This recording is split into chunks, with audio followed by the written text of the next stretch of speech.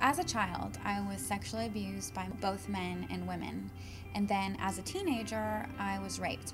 By the time I was 15 years old, my self-image was really poor. I became involved in a relationship that I stayed in for the next 7 years. And it was an emotionally abusive relationship, a physically abusive relationship, and it just validated everything horrible that I already believed about myself. By the time I was 19, I was $35,000 in debt and on the brink of bankruptcy. I felt like I was out of options, and a boy in my English class suggested that I become a stripper. And at first, I was like, no way, I could never do that. But as things got worse and worse, it just seemed more and more like I was out of options, and that was what I would have to do. I had no sense of self-worth, I had no sense of value, and life seemed really hopeless. Here I am 3 years later. I thought I would only do it for a couple of months, and my life is spiraling out of control, but God started working in my heart.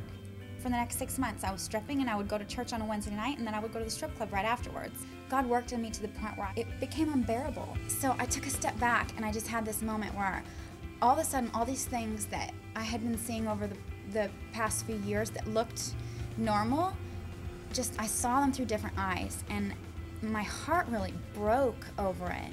As I started to understand my value, as I started to understand that I was created with a purpose, I couldn't go to the strip club anymore.